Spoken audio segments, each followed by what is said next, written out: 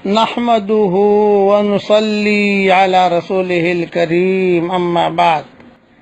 جنت میں باغ بنانے کا نبوی نسخہ اور 24 گھنٹہ فرشتوں کی دعائیں لینے کا نبوی نسخہ۔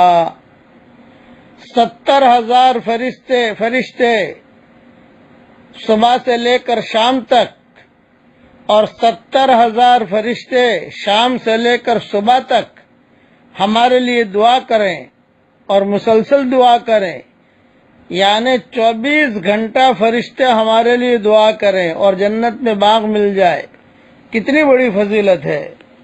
اب حدیث سنیے۔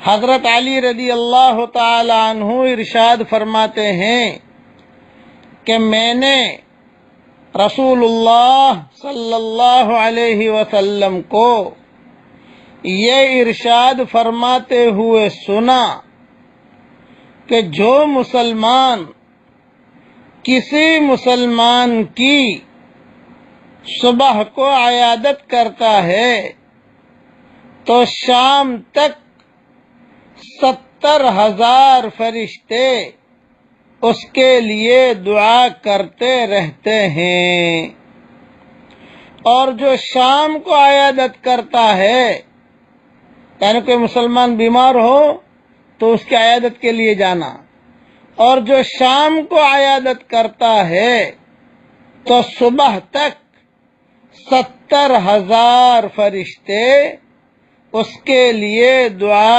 کرتے رہتے ہیں، اور اسے جنت میں ایک باغ مل جاتا ہے۔ یہ حدیث ترمذی میں ہے۔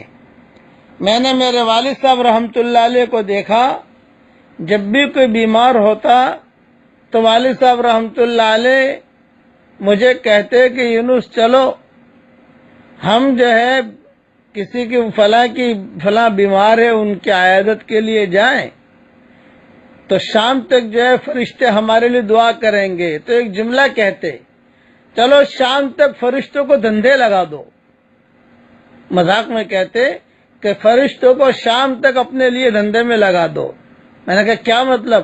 کبھی صبح عیادت کریں گے تو شام تک ہمارے لیے دعا کریں گے، اور شام کو مغرب بعد اگر عیادت کریں گے تو صبح تک ہمارے لیے دعا کریں گے فرشتے۔